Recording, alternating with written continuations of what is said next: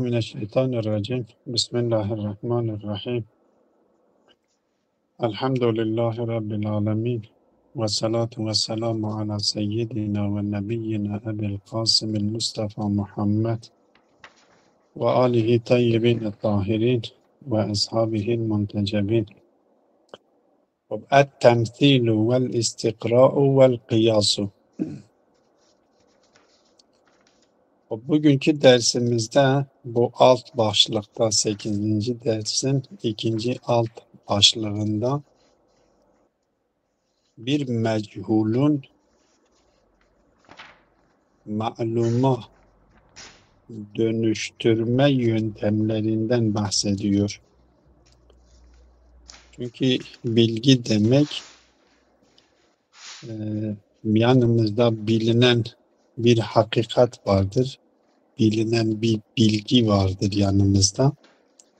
Alimin yanında bilgi vardır. Ve bilmedikleri söz konusudur. Bildiği bazı şeyler vardır ve bilmediği bazı şeyler söz konusudur. O bilmediklerini bilgiye dönüştürmek istiyor. O bilmediklerini nasıl bilgiye dönüştürecek? Bu bağlamda mantıkta 3 tane yöntem zikredilmiştir. Çünkü konu bilgi olduğundan dolayı bu yöntemlerden hangisi kesin bilgiye dönüştürebiliyor ve hangi yöntem kesin bilgiye dönüştüremiyor? Bunu bize burada açıklıyor. Bu yöntemlerden bir tanesine temsil deniliyor, bir tanesine de istikra deniliyor, bir tanesine de istikra deniliyor. O müellif yazar Ayetullah Misbah Yezdi burada bu 3 tane yöntemi birbiriyle mukayese ediyor, açıklıyor ve kendisinin almış olduğu sonuç budur ki temsil ile istikra kendisi de eğer kıyasa dayandırılmasa ister temsil olsun, temsil yöntemiyle elde ettiğimiz bilgiler olsun, ister istikra yoluyla elde ettiğimiz bilgiler olsun ki tecrübi bilgiler de pozitif bilgiler de istikra yoluyla elde ediliyor. Tecrübi bilimlerin bu fizikteki doğa bağlamındaki bilimlerin yöntemi tamamıyla deneye dayalıdır, tecrübeye dayalıdır. Ayetullah Misbah Yezdi'nin burada alacağı sonuç budur ki ister temsil olsun, ister istikra olsun zati itibariyle yakine vardıracak nitelikte değildirler. Ne temsil yöntemi bize vermiş olduğu bilgi yakinidir, ne de istikrar yöntemiyle elde edilmiş olan bilgi yakinidir. Öyleyse bu iki yöntem zati itibariyle bize bilgi kazandırabilecek nitelikte değildirler. En azından ihtimal söz konusudur ki burada bu bilgilerde bir yanlışlık ihtimali söz konusudur. Dolayısıyla temsil yöntemiyle ve istikra yöntemiyle elde edilen bilgilerin yakine dönüşmesi için kesinlikle ve kesinlikle kıyas yöntemiyle elde edilmiş olan bilgilere dayandırılması gerekiyor.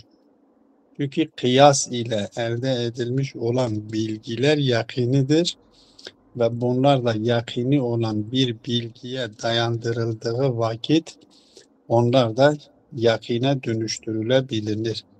Ama yok eğer bunlar kıyasa döndürülmese, kıyasa dayandırılmasa kendi zatı itibariyle yakini kazandırabilecek nitelikte değildirler. Nasıl ki daha önceki konularda demişti ki epistemolojide husuli bilgi vardır, huzuri bilgi vardır. Husuli bilgi hata ihtimalini taşıyan bilgidir. Bu hata ihtimalini taşıyan bilgi, hata ihtimalini taşımayan bilgiye dayandırılmadığı sürece hata ihtimalinden kurtulamıyor. O hata ihtimalini taşımayan bilgi huzuri bilgidir. Öyleyse husuli bilgi eğer hata ihtimalinden kurtulmak istiyorsa huzuri bilgiye sırtını dayatması gerekiyor. Yoksa o hata ihtimalinden kurtulamaz. Yahut da mesela biz mümkün varlık vardır, vacip varlık vardır. Mümkün olan varlıklar sırtını vacip olan varlığa dayandırmadıkları sürece onların varlıkları söz konusu olamaz. Mümkün olan varlıklar vacip olan varlığa sırtını dayattıkları zaman artık mümkün olmaktan çıkıyor, vacip merhalesine giriyor. Vacip merhalesine girdiği zaman da kendisi de vücut olmuş oluyor. Artık mümkünlük derecesinden çıkmış, vacip derecesine girmiştir. Elbette vacip derecesine girdiği zaman onun vacipliği vacib-i bilgaydır, vacib-i zati değildir. Ama vacibul vücudun vücubu ise vacib-i bizzattır. Yani bu bir kuraldır, bu bir yöntemdir. Bir şey eğer zatında, kendisinde değeri zatından ise o değeri kendisinden alınamıyor. Eğer kendisinin değeri zatından değilse onun değeri muhakkak başkasına dayandırılması gerekiyor ki oradan o değerini koruyabilsin. Yoksa değerini koruyamaz. Bu genel bir kuraldır. Orada da bu yöntemler içerisinde bu durum söz konusudur. Kendisi şöyle açıklıyor diyor. İnne muhavelete iktişafatin mechulin bil ihtimadi ala ma'lumin ahire tettimmu ya tettummu bi ihda suveri telat. O meçhulleri biz keşfetmeye çalışıyoruz. Bu meçhuller hakkında bilgi sahibi olmak istiyoruz veyahut da meçhul olanını ma'luma dönüştürmek istiyorsak o zaman ne yapacağız? Diyor ki başka bir ma'luma dayandırılması gerekir. Hiçbir zaman bak bu da yine burada da aynı durum, bu söylediğim yöntem burada da geçerlidir. Meçhul olanlarının 100 tanesini yan yana koyunuz. O meçhul olanını meçhul olanından çıkaramaz. Meçhul olan bir varlığı, bir şeyin, meçhul olan bir hakikatin ma'luma dönüştürülmesi, ma'lum olanına dayandırılması gerekiyor. Hiçbir zaman meçhul olan bir hakikat başka meçhul olan bir hakikat ile ma'luma dönüşmesi imkansızdır. Eğer bir ma'lum söz konusu, bir meçhul söz konusuysa, meçhul olan bir hakikat söz konusuysa, o meçhul olanını ma'luma dönüştürmek için ma'luma dayandırılması gerekir. Onun için diyor ki, İnne muhavelete iktişafatin meçhulin bil i'timadi ala ma'lumin ahar. Bu da ma'luma dayandırma yöntemi asıldır. Bu meçhulu ma'luma dayandırmak için de 3 tane suret tasavvur edilmiştir. 3 tane yöntem tasavvur edilmiştir. Onlardan bir tanesine temsil denilmiştir, bir tanesine de istihra denilmiştir, bir tanesine de kıyas denilmiştir. 1. Es-seyru min cüz'iyyin ila cüz'iyyin ahar ki temsil yöntemini açıklıyor. Birincisi cüz'iden cüz'iye gitmektir. Enne hunaka mevduayni muteşabiheyni, iki tane mevzu vardır. ve bu iki tane mevzu da birbirine benzer yönleri söz konusudur. Bir tanesinin hükmünü biliyoruz ve hukmu ahadihima ma'lumun فَنَأْخُذُ نَفْسَ ذَٰلِكَ الْحُكْمِ وَنُثْبِتُهُ لِلْآخَرِ اِسْتِنَادًا اِلَى التَّشَابُهِ الْمَوْجُودِ بَيْنَ الْمَوْضُعَيْنِ. İki tane konuyla karşılaşmışız, iki tane hakikatle karşılaşmışız. Bir tanesinin hükmü bizim nezdimizde bellidir, biliniyor, bizler tarafından biliniyor. Ama bir tanesinin diğerinki bilinmiyor. Ama biz bakıyoruz ki ikisinin arasında bir teşabuh, bir benzerlik söz konusudur. O benzerlik üzerinden o bildiğimiz konunun hükmünü bilmediğimiz konuya da sirayet ettiriyoruz. Onun için de icra ediyoruz. Örnek veriyor. Kema lev kâne hunâke şahsâni müteşâbihâni. İki tane kişiyle karşılaştık. Ve na'lemu enne ahaduhuma zekiyyun فَنَقُولُ اِنَّ الْآخَرَ زَكِيٌّ eyden. Bir tanesiyle biz iki tane insanla karşılaştık. Zeyd, Amr. Zeyd'i tanıyoruz ve Zeyd'in zeki olduğunu da biliyoruz. Amr'ın Zeyd'e benzediğinden dolayı o benzerlik üzerinden diyoruz ki öyleyse Amr de zekidir. İnne hâzâ yutlaku aleyhi ismut temsili bil istilahil mantıkiyye. Bu yönteme cüz'i olan bir meseleden cüz'i olan başka bir meseleye gitme yöntemine temsil deniliyor mantıkta. Ve ismul kıyası bil istilahil fıkhiyye. Fıkıh biliminde ise kendisine kıyas deniliyor. Ki kıyas hükmü zaten usulül fıkıhta kıyas edille-i şer'iyeden bir tanesi de normal usulül fıkıh geliyor. Edille-i şer'i hükümlerin kaynaklarını belirtirken kitap, sünnet, icma bir de kıyas olduğunu elbette ehli sünnet kıyas olarak kabul ediyor. Şia hatta kıyas kendisi edille-i şer'iyeden de değildir ama kıyas içtihadın yöntemi olduğu için yani asıl mesele içtihat meselesidir. Ama kıyas yöntemiyle o içtihad yapıldığı için o kıyas artık edille-i şer'iyeden sayılmıştır.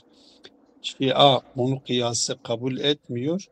Ehli sünnet bunu kabul ediyor. Kıyası kabul ediyor edille-i şer'iyeden. Demek ki bu yönteme fıkıhta kıyas deniliyor ki bu kıyas burada deniliyor. Mantıktaki kıyasla karıştırılmaması gerekiyor. Mantıktaki kıyas burhandır, istidlaldir, delili aklidir ama buradaki kıyas mantıktaki temsille örtüşüyor. Ve minel bedihiyye enne sırfe teşabbuhi beynel mevdu'ayni la yucibul yakine bi iştirakihima fil hükmü. Ama biz bunu bedihidir ki açıktır, bunu biliniyor ki iki konu arasındaki benzerlik ikisinin aynı hükümde müşterek ortak olduğunu gerektirmiyor.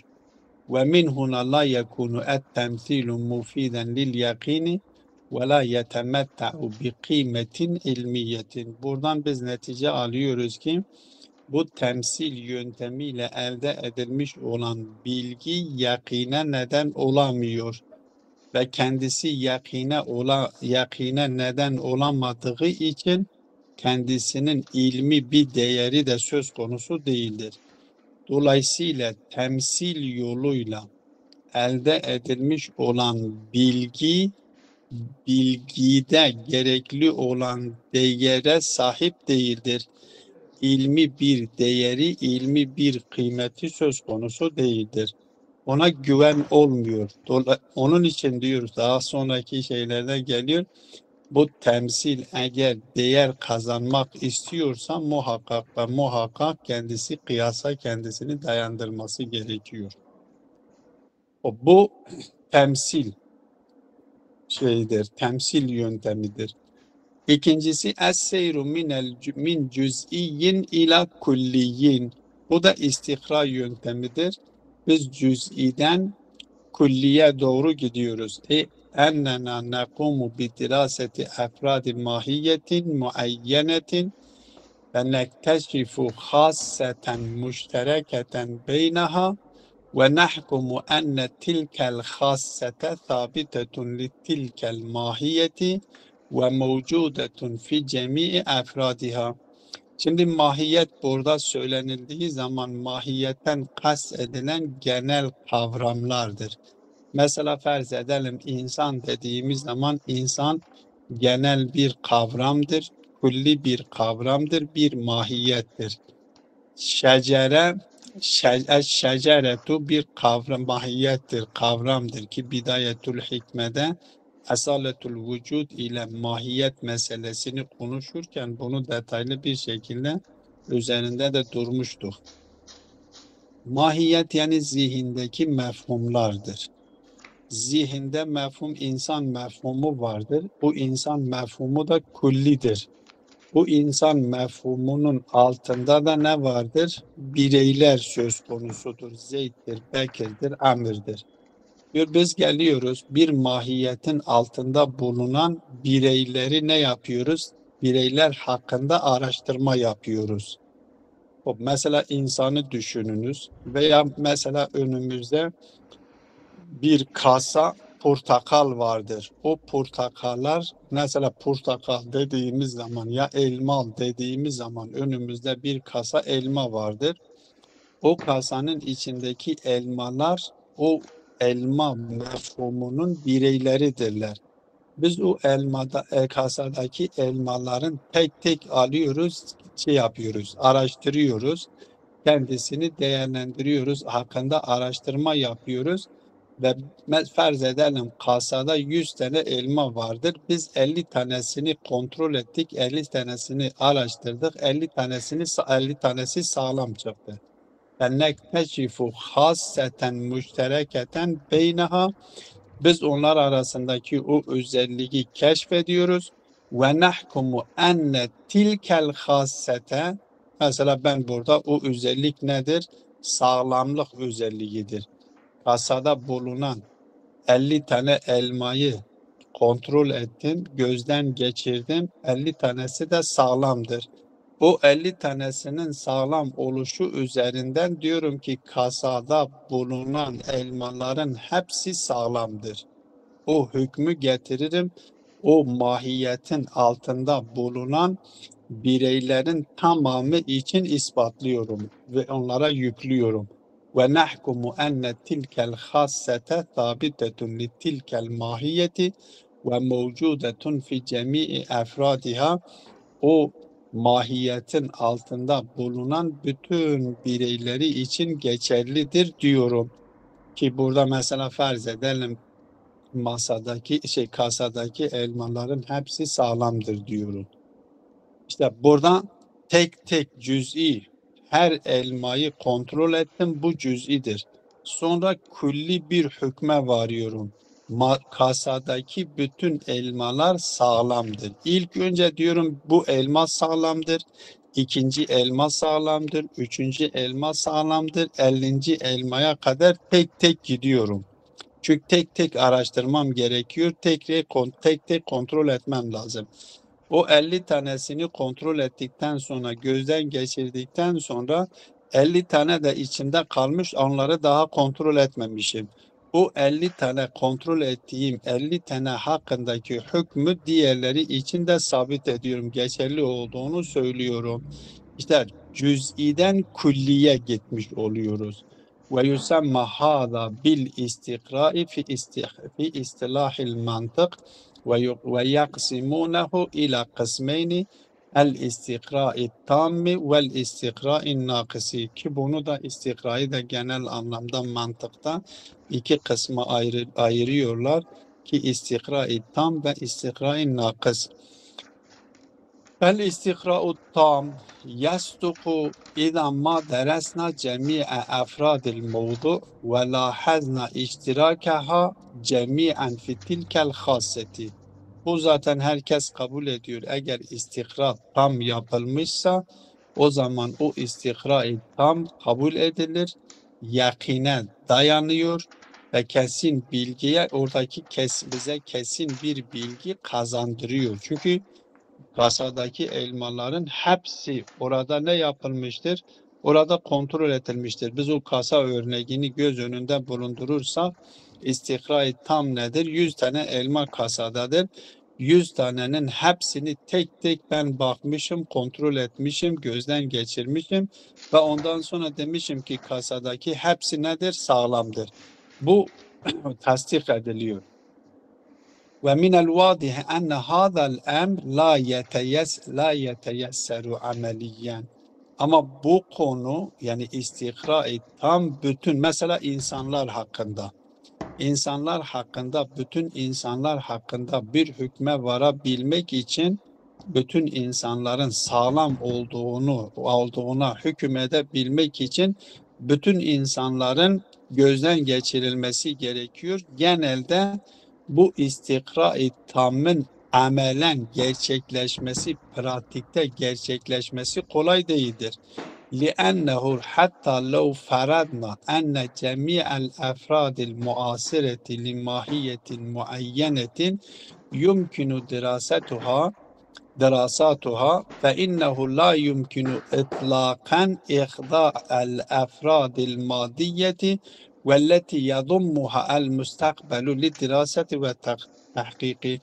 Farz edelim biz herhangi bir konu hakkında bizim çağımızda içinde yaşadığımız asırda bireylerin hepsini kontrol etsek dahi yine burada istikra-i tam hasıl olmuştur diyemiyoruz. Niye? Çünkü geçmiştekilerini bunu yapamamış, gözden geçirememişiz ve ihtimal vardır ki bundan sonra da bunlara eklenilmiş olsun. Dolayısıyla ancak şu şekilde hükmedebiliriz.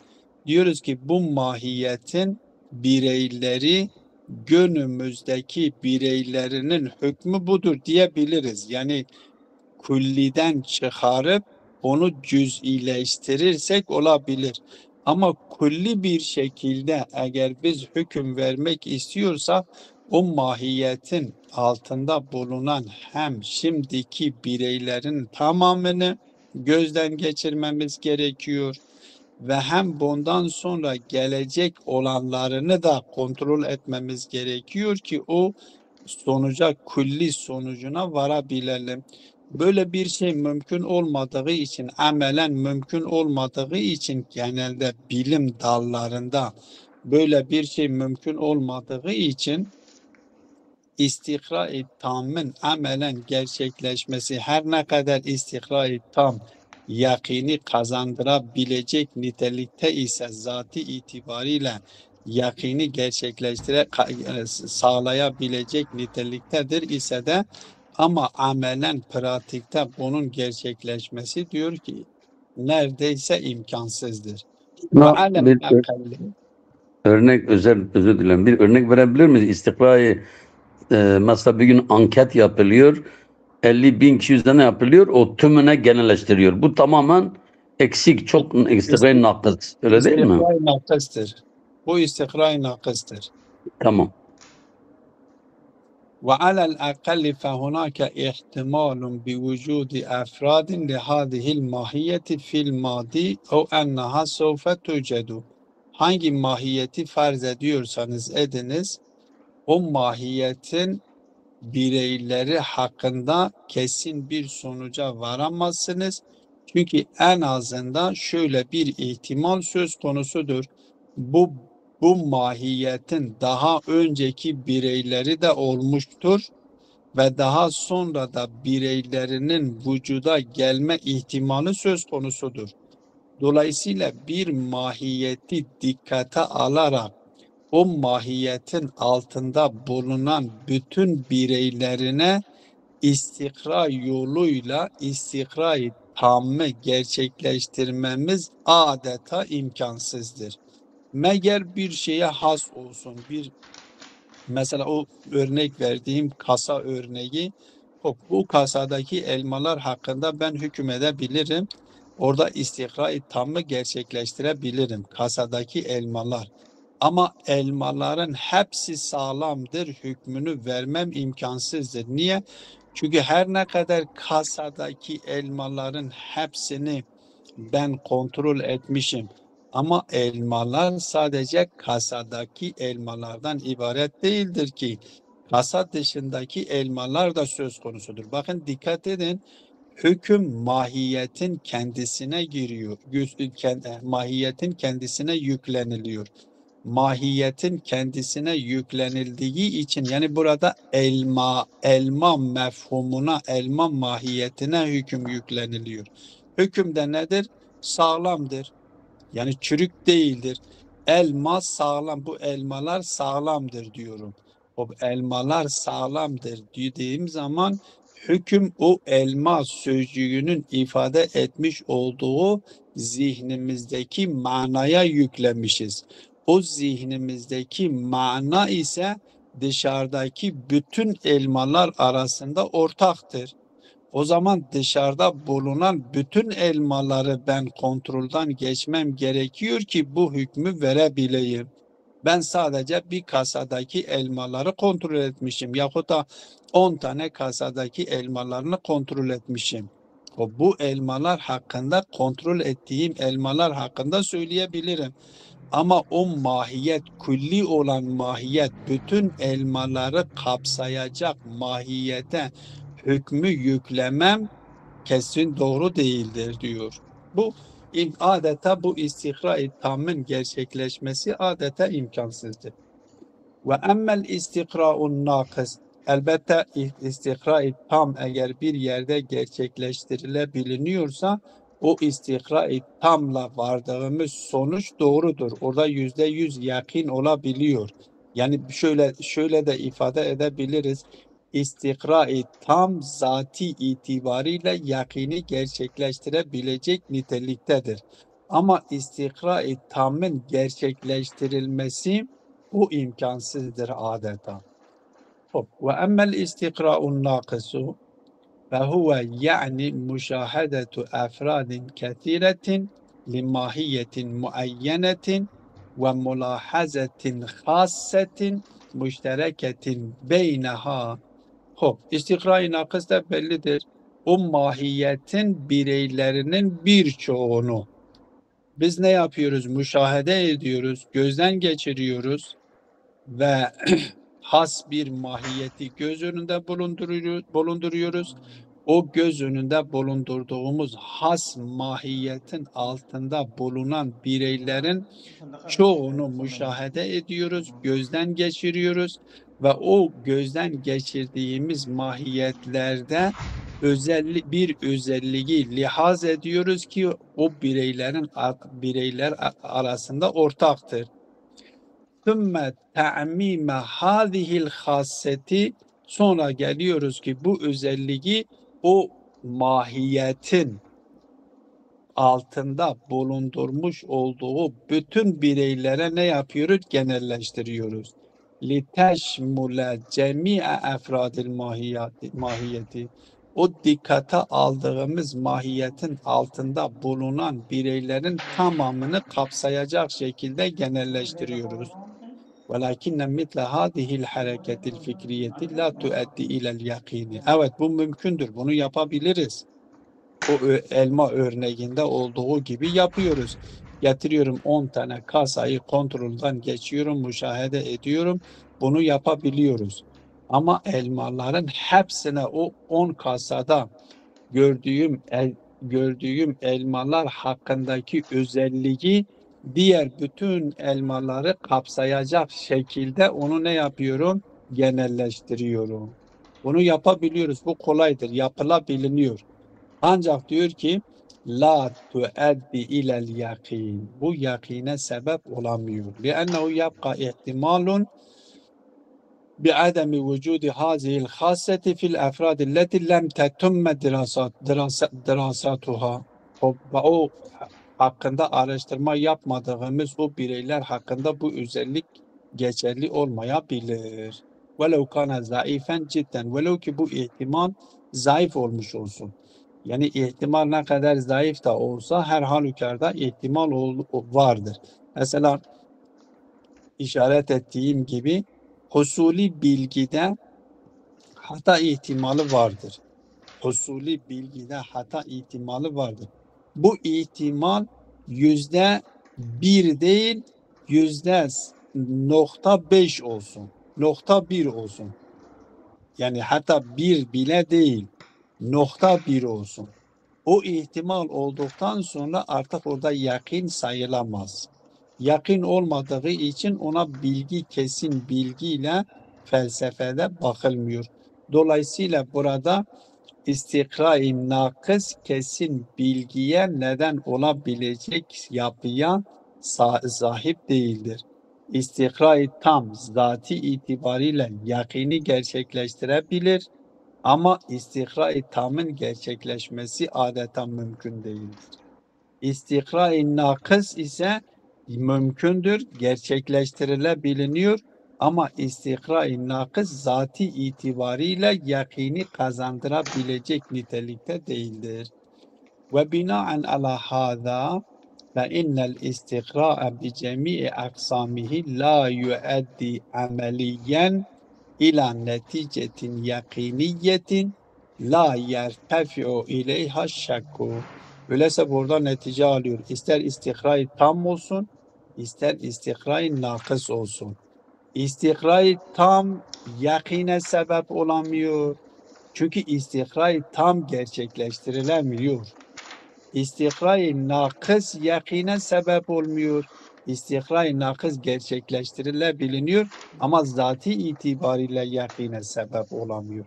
Dolayısıyla ne temsil üzerinden biz yakine varabiliyoruz, temsil yöntemiyle biz yakine varabiliyoruz, ne de istikra yöntemiyle biz yakine varabiliyoruz.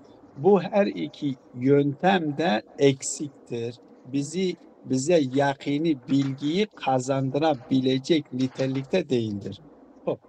Es-seyru min kulliyin ila cüz'iyyin. Üçüncü yöntem kıyas yöntemidir. Bu kıyas yöntemi de kulliden cüz'iye gidiliyor. Ey yethbutu lena fil bud'i mahmule li mevdu'in kulliyin.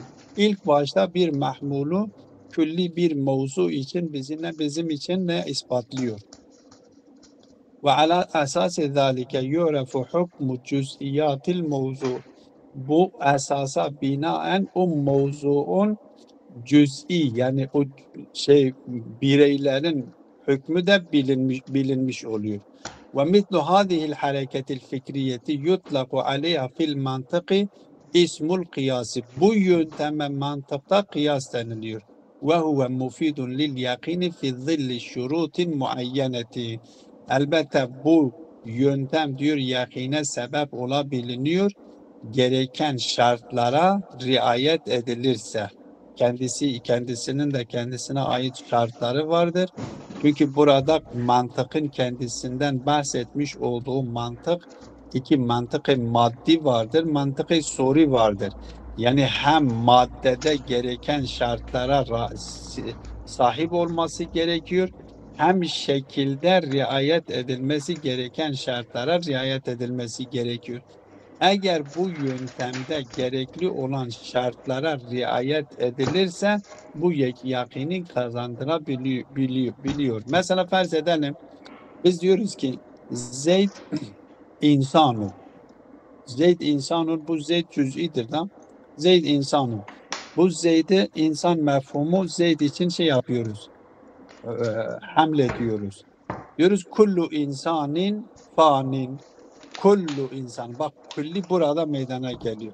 Ben şimdi Zeyd'in fani olup olmadığını farz edelim bilmiyorum.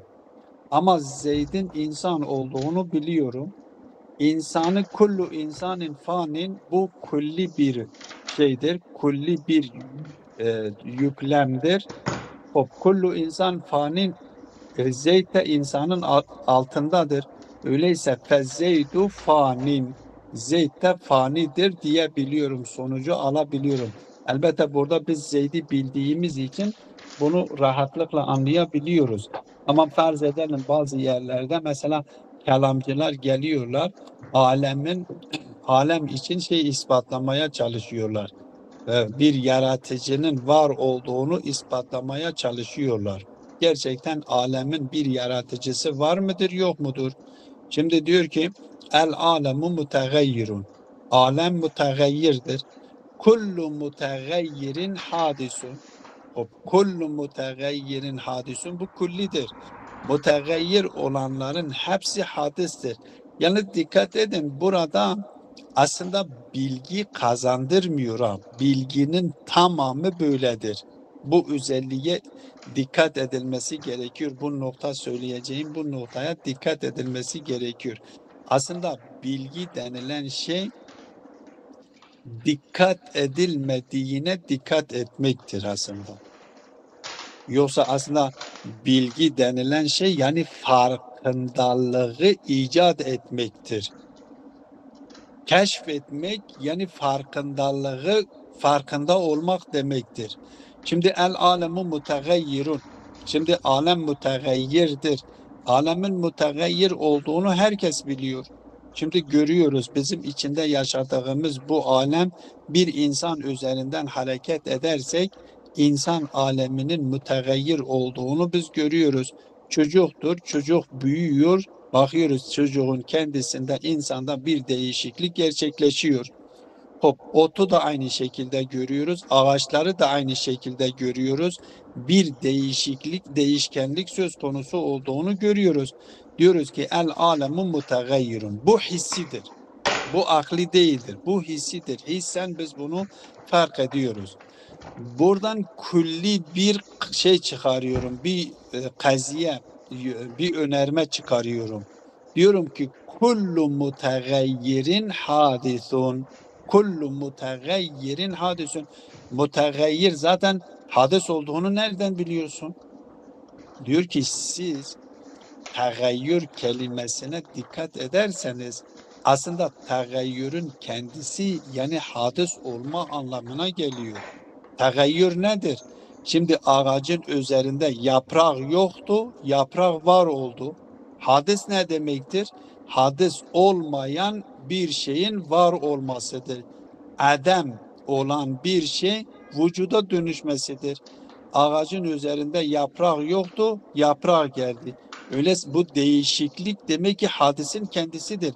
Hadisin ifade etmiş olduğu manayla mutegayyirin ifade etmiş olduğu mana aslında birdir. Ama bu hadis üzerinden muhdisi ispatlamaya çalışıyorum. Öyleyse aslında biz diyebiliriz kullu mutegayyirin hadisun olmak üzerinden, nasıl ki öyleyse fel muhdisu mevcudun neticesini alabiliyoruz. O hadis, eğer hadis varsa öyleyse muhdis de olması gerekiyor. Biz hadis kelimesini kullanmadan da tegayyür varsa öyleyse mugayyir de olması gerekiyor. Aslında hadise gitmeye de gerek yoktur. Mugayyir de olması, tağyir ettiren de olması gerekiyor. Bakın burada sanki yeni bir şey kazandırmıyor. Burada bir farkındalığı icat ediyor. Ve getiriyor, bu farkındalığı icat ederek muhdis olan, ihdas eden, varlık hadiseleri gerçekleştiren, hadis olanlarını gerçekleştiren bir varlığın var olduğunu ispatlıyor. Bu kulliden cüz'iye gitmiş olduğu bir yöntemdir ve diyor ki bu yakinidir ve bu elbette şartlarına riayet edilirse ve hiye fîmâ izâ kânet mukaddimatul kıyâsi yakiniyeten ve kad temme tenzimul kıyas bi şeklin sahihin. Burada iki tane noktaya, bu kıyasta iki tane nokta önemlidir. Bir, o kaziyeyi şekillendiren mevzu ve mahmul. Yani o mesela mukaddimeyi evvel, mukaddimeyi ikinci birinci mukaddime, ikinci mukaddimeyi şekillendirenler yakini olması gerekiyor. Buna madde-i kaziye deniliyor. Ve o şekilde doğru yapılması gerekiyor ki mantık hem maddesi üzerinde duruyor hem şekil üzerinde duruyor. Her ikisi de o mukaddimeler yakini olursa, kıyasta yer alan mukaddimeler yakini olursa doğal olarak netice de yakini oluyor.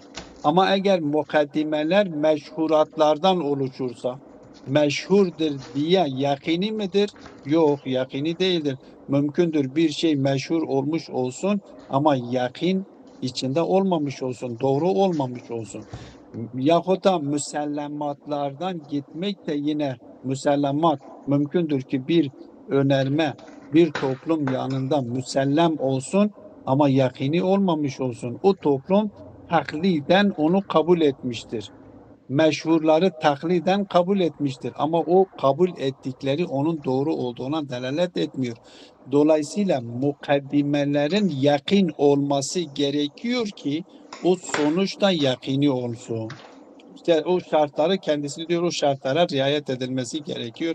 Vakat hassasel mantıkiyyune caniben muhimmen minel mantıkil klasikiyye li beyani şuruti maddeti ve suretil kıyasil yakiniye.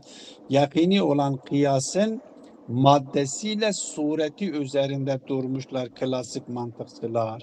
Ki bu da nedir? Ve huvel burhanu. Dolayısıyla sonuç itibariyle kendisinin ortaya koymak istediği sonuç budur. Biz meçhul olanları bilgiye dönüştüreceğiz. Meçhul olanları bilgiye dönüp bazen bilgi diyoruz, bilgi olmayabiliriz. Burada gerçekten bilgi kelimesinin ifade etmiş olduğu manayı kastediyoruz. Meçhul olanını bilgiye dönüştürmeye çalışıyoruz. 3 tane yöntem vardır. Birisi temsildir, cüzden cüze gidiyor. Bir tanesi istikradır, cüzden külliye gidiyor. Bir tanesi de kıyastır, kulliden cüz'iye gidiliyor. Bunlardan bu üç taneden birinciyle ikincisi zati itibariyle yakine neden olamıyor zati itibariyle. Üçüncüsü zati itibariyle eğer şartlarına riayet edilirse yakine sahip yakini kazandırabiliyor. Dolayısıyla bu mantık felsefe de kullandığı yöntem de budur. Öyleyse felsefeyi yine ön plana çıkarmış oldu. Elbette burada bir işgal yapılıyor. Bu kıyas burhana, bu işgali de inşallah yarın ve sallallahu ala Muhammedin ve alihi teyyibine